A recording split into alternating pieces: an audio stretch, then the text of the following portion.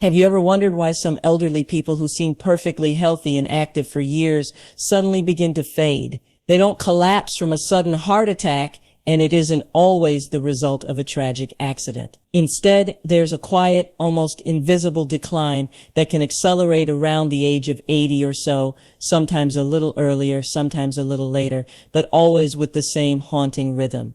It's as if the light within them slowly begins to dim. A loved one who was once sharp, playful, full of laughter and vitality, becomes tired, less present, less themselves. They eat the same foods, they still walk, they still take their medications on time, yet something in them begins to slip away. And what's even more puzzling is that when you look at their blood work, their cholesterol levels, their blood pressure, sometimes everything looks perfectly normal. Their diet hasn't changed dramatically, their exercise routines haven't disappeared, and yet the essence of their aliveness begins to fade. What if I told you that the reason behind this decline is not always found in diet charts or medical reports, but in something far more fundamental, something hidden in plain sight, and something that our society has taught us to ignore or even to feel ashamed of? What if the most powerful predictor of a long and vibrant life after the age of 60 isn't how many miles you walk a week or how many vegetables you eat on your plate,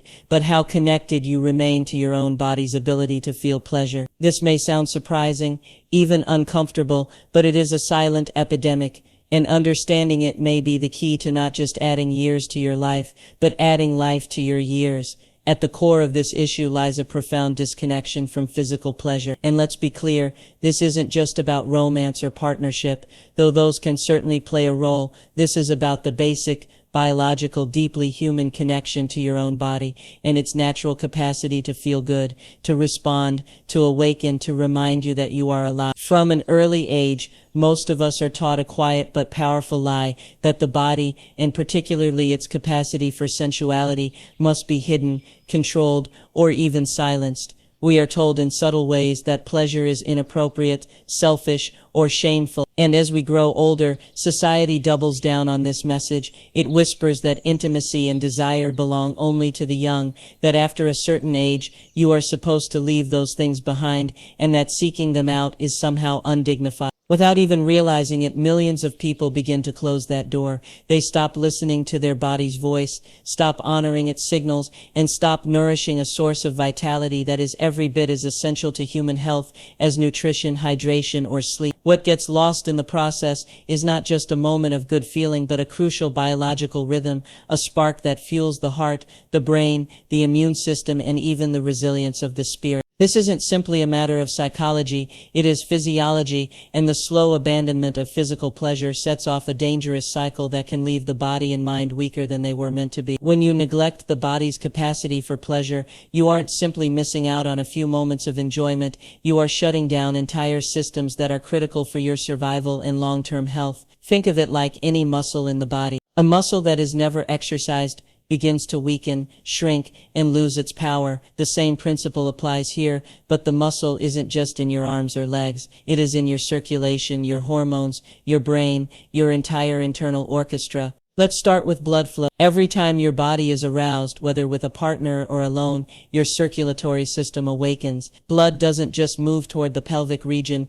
it surges throughout the body. The heart pumps stronger, oxygen floods into tissues, and vital organs are bathed in nourishment. The brain receives a rich supply of oxygen and nutrients, sharpening its clarity and lifting its energy. When this kind of stimulation becomes rare or disappears, the body misses out on one of its most natural and powerful cardiac exercises. Over time, the flow slows, tissues receive less oxygen, and the result can be seen in sluggish energy, weaker memory, slower healing, and a heart that gradually loses resilience. Now let's talk about hormones, the invisible messengers that regulate nearly everything about how we feel and function. Pleasure triggers a cascade of hormones and neurotransmitters that keep the body in balance. Endorphins soothe pain, lift mood, and release stress. Dopamine fuels motivation and joy. testosterone, which is crucial for both men and women, not only for sexual health, but also for maintaining muscle, bone, and confidence, rises in response to stimulation. When this stimulation is absent,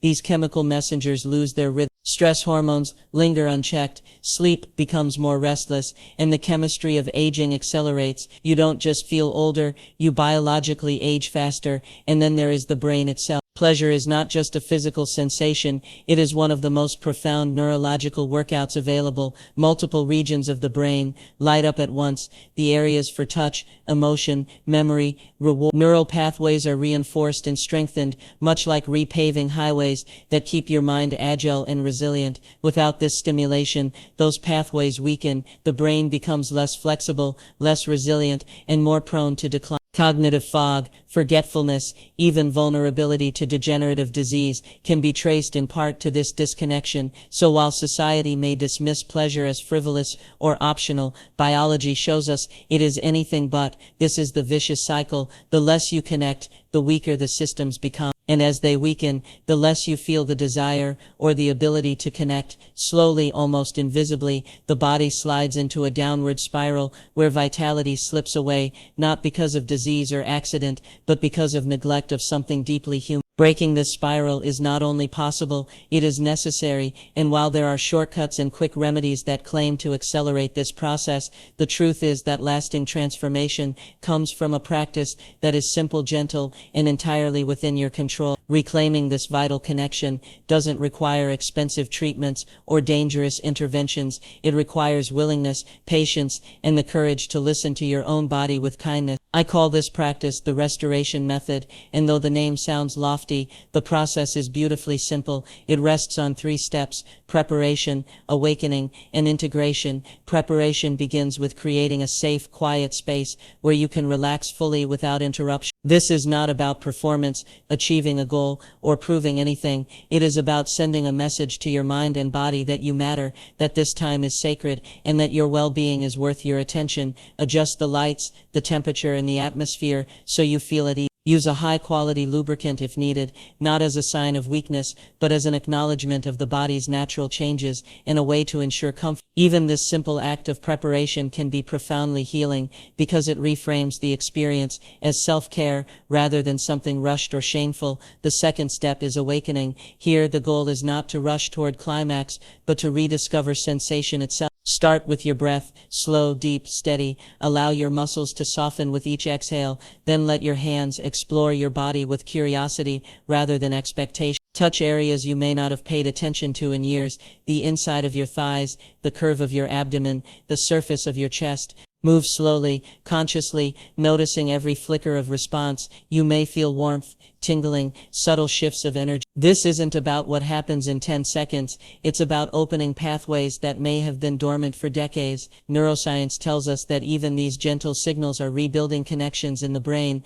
reawakening circuits of vitality. The third step is integration. After your practice, simply rest. Let yourself feel the echoes of warmth in your body. Breathe with gratitude. Thank your body not just for this moment, but for carrying you through every challenge of life, for enduring, for surviving, and for still having the capacity to feel. This gratitude is not sentimental, it is biological. It deepens the neural links between pleasure and safety, making it easier to return to this practice without resistance.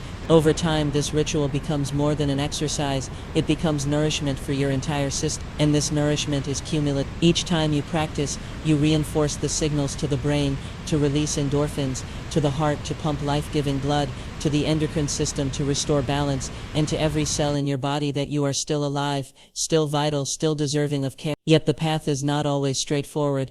There are obstacles, and it helps to recognize them in advance. One is unrealistic expectation. Too many people imagine they will suddenly feel like they did at 20, and when that doesn't happen, they feel discouraged. But your body has changed, and that is not failure, it is simply life. Success here is not about intensity but about connection. Another obstacle is inconsistency. Just as a muscle needs regular training, your sensual system needs practice. Once a month is not enough. 2 or 3 times a week can transform the landscape of your vitality. And finally, there is shame, the silent saboteur. Many carry old voices that whisper this is wrong, selfish, or undignified. But caring for your body in this way is not shameful. It is an act of dignity, self-respect, and profound health. Every time you return to yourself in this way, you are saying yes to life, yes to resilience, and yes to a future that is not just about surviving, but about thriving. And as you do, something remarkable begins to happen. The slow decline reverses, energy returns, sleep deepens, clarity sharpens, joy flickers back into the everyday, your body remembers, your brain rewires, and the spiral begins to turn upward. This is not about chasing youth. It is about reclaiming the vitality that is still yours, no matter your age. Your story is not finished. It is still being written, and you hold the pen. Choose to write it with strength, with dignity, and with the fullness you have always deserved. Your body, your health, and your right to experience pleasure do not have an expiration date. They evolve, yes, but they do not vanish. This is your right, your path, and your invitation to a longer, richer, more vibrant life, and it all begins with one decision, the decision to reconnect.